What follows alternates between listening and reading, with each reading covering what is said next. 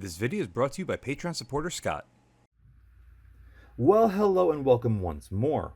This video, as you've seen, is brought to you by Patreon provider Scott. What else is new? Absolutely nothing. This unboxing is not really an unboxing, more of a initial look, I'll say, because it's not even a first look because the scope's a couple of years old. Anyway, you already know what it is, so I'm not even going to fret pretending like you don't. This is my first time with an IOR Valdada, and it was Scott's first time with an IOR Valdada. He actually took this in on trade for a couple other scopes, I can't remember what, and I took this in from trade from him with a couple of loopholed scopes that I had. I was very curious to get my hands on this for a couple of reasons. One, I've only heard good things about IOR. Two, I've never gotten my hands on one. And three, this magnification range of 2 to 16 sounds like it would fit my bill absolutely spectacularly. Did I say that right? Spectacularly. Yeah, I tripped over my own tongue a couple times. Apologize.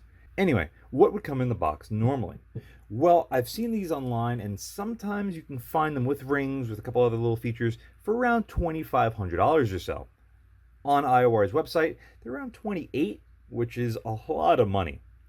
I don't know what Scott technically got this on trade for, but nevertheless, those are what you could expect to pay for these things. And I have to say, despite the price tag, this owner's manual is without a doubt the cheapest thing I've ever gotten my hands on. It literally looks like it would be something that you'd find in a $50 to $100 scope that you'd buy on eBay or Amazon. And yeah, I know that you should put your money where it's more important. It's much more important to have it in the scope, but at least have an operating manual that looks a little bit better than this. I mean, it's fairly laid out. The picture quality is good and all that, but I don't know. There's just something very cheap about it. Of course, this is me nitpicking because I have to nitpick.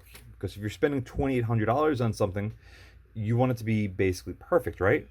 I know I would. I didn't pay anywhere near this.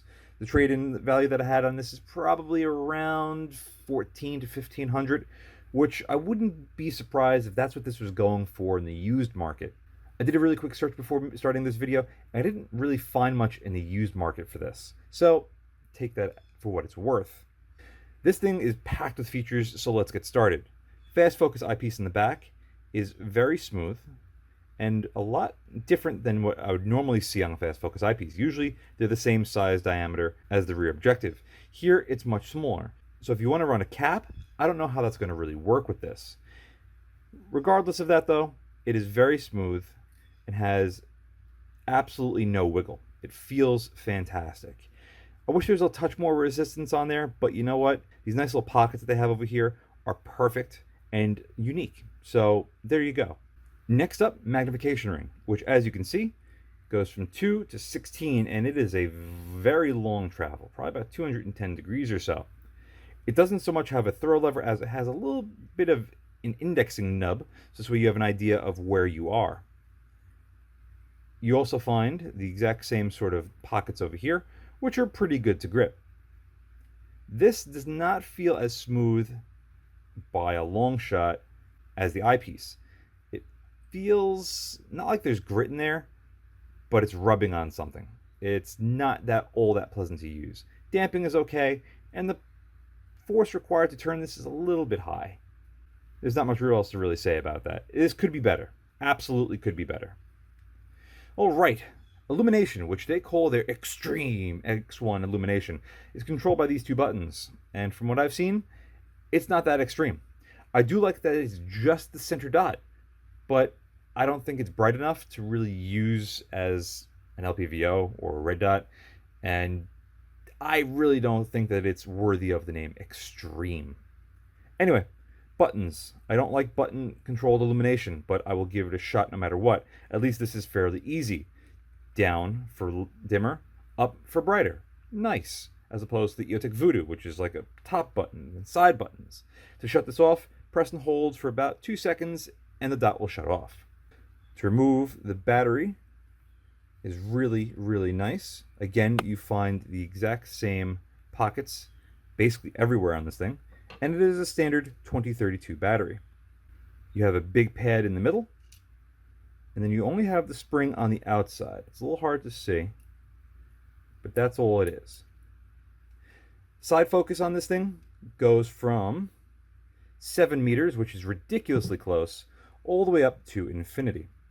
And as you can see, it's about 210 degrees, about the same as the magnification ring. It does feel pretty good, but there are some spots in here where it gets a little tight, which I'm not, again, a big fan of, especially for the price. I don't know how used this was. All you could see are some very light witness marks from where the rings were, which just so happened to be the loopholed IRS mount that I had reviewed. So this thing has not been hard used in the slightest. You see a couple of markings like right here and right here, but nothing that would indicate that this thing was really hard used or abused.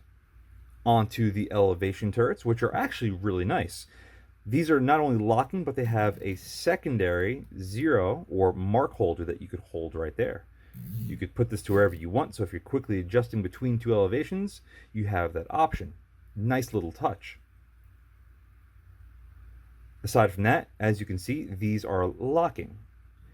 And unlike any other locking turret I've really come across, only the top section that you turn is what locks and unlocks. So you don't have to worry about your lines not mating up properly when you lift it up or when you lock it. So you could set this however you want and lock it back down.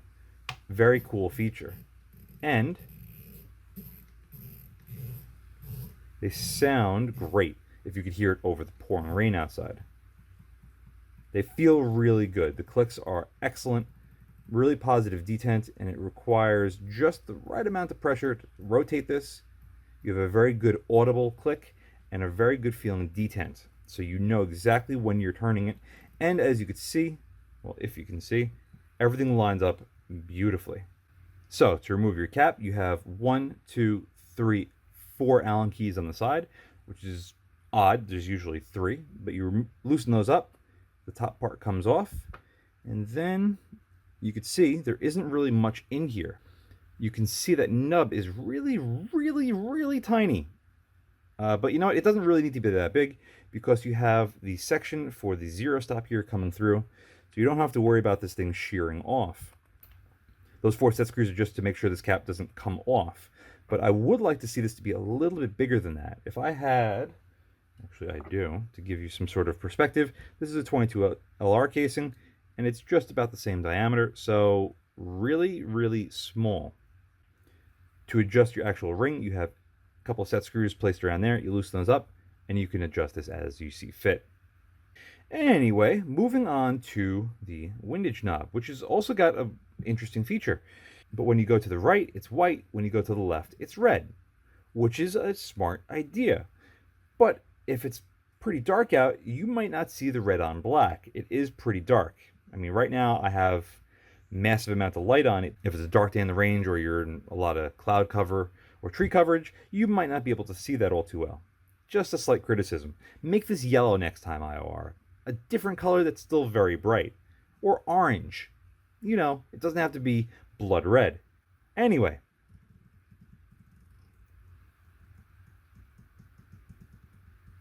Clicks sound great. No play whatsoever. Good amount of resistance. And again, you see the exact same sort of lineage coming in with these little pockets. These actually feel great. Much more usable than a lot of other gimmicks that some companies use, like splines that are rounded or not deep. These give you great purchase on here, and you know that you're going to turn it whenever you want to. Anyway, that's enough talking about this thing. Let's get behind it and see how it actually looks. Alrighty then. 2 to 16 by 42. Initial impressions are pretty good. The view through this is nice. You don't see that much of the scope body, all things considered, which is excellent. But you're going to see something that's a little bit unique. I actually have to use both hands to change the magnification on this, and I have to get multiple purchases on it to increase the magnification because of just how large of a throw this thing has. Not only that, but it's a little bit challenging as far as the weight. Side focus, as you saw there, does change the tint of the glass a little bit to a bit of a green. And you might say, hey, that image looks really good. And you know what? I would agree with you, it does. But we're not at the maximum magnification yet. Oh no. This has a little bit more to give. When we finally do get there, the image softens up a little bit, and you have this slight greenish tint to it. It kind of looks like we're in the Matrix or something. Anyway, let's push it back and see what it looks like at 400 yards. I was drawn into this scope because I really like lower magnification scopes. 2x on this looks fantastic. The field of view is very nice, it's bright, it's open, and it's easy to get behind. But the 16x, unfortunately, is going to be the Achilles heel because, again, it does get very, very tight. This, unfortunately, is not maximum magnification. This is around 12x, and as you can see, the image looks fantastic. If this was a 2 to 12, it would be perfect. But when we increase the magnification to maximum, just like before, it gets soft and has a slight greenish tint to it. I don't know why, but it's just the way it is. And you know what, with that, I'm going to conclude this unboxing that wasn't really an unboxing. I will touch on the reticle a little bit, which is interesting. I kind of like it, but we'll see how well it works in practice. Anyway, thank you very much for watching, and as always, see you again next time. And a very huge thank you to all of my Patreon providers. Without you, this wouldn't be possible. If you'd like to help support the channel but don't want to join my Patreon, I completely understand. But you can still help support by using my affiliate links in the description below. Thanks again for watching.